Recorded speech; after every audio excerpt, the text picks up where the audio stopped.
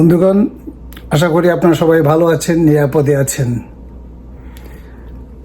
আমার এখনকার উপস্থাপনার বিষয় হচ্ছে যে বাংলাদেশ যে অর্থনৈতিকভাবে মজবুত হয়েছে সেই 29 মিলিয়ন ইউএস ডলার আয়ের মাধ্যমে, সেই আয়ের টাকা কোথায় গেছে সেটা আমাদের সাংবাদিক বাহিনী বের করতে পারেননি, আমাদের পুলিশ বাহিনী বের করতে পারেননি।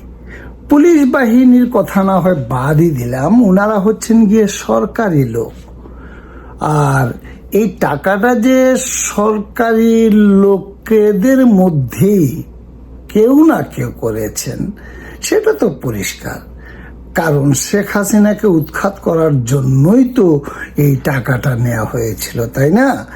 তো উৎখাত করে যারা বসেছেন তাদের মধ্য থেকে, আচ্ছা ঠিক আছে, পুলিশ বাহিনী, সাংবাদিক বাহিনী, আর সাংবাদিক বাহিনীদের কথা তো বাদ দিতে হয় এই কারণে যে বর্তমান সাংবাদিক বাহিনী উনারা হচ্ছেন সরকারের পেটুয়া বাহিনী, হয় ভয়ে আর না হয় নিজেদের অর্থনীতি মজবুত করার জন্য। আপনি একটা সংবাদও পাবেন না যেটা সরকারের বিরুদ্ধে যাচ্ছে। হায় রে সাংবাদিকতা! তো যাই হোক, যদি ওনারা নাই পারেন তাহলে আমরা চেষ্টা করলে হয়তো বের করতে পারবো। তো কিভাবে করব? আমাদের দেখতে হবে যে বিগত 6-7 মাসে খরচ কারা বেশি করেছে। এটা একটা উৎস হতে পারে।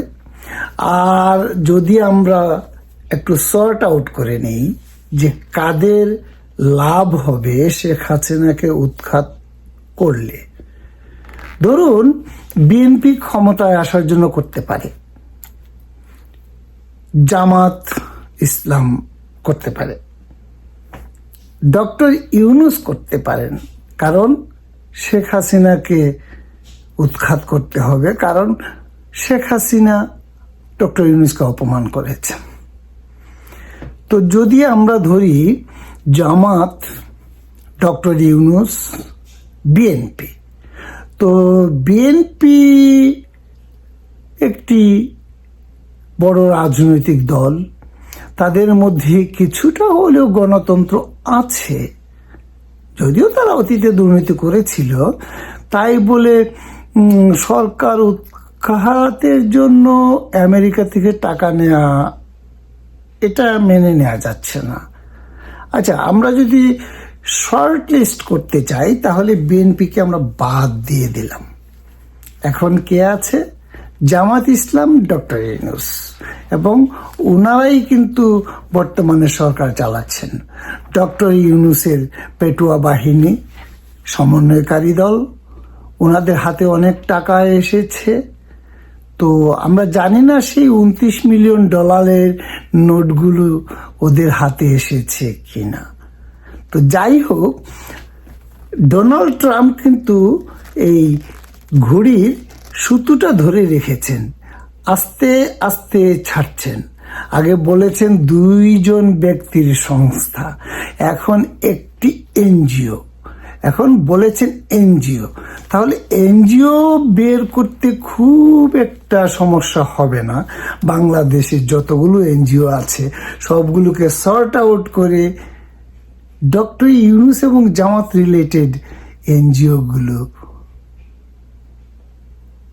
ধরলেই হবে।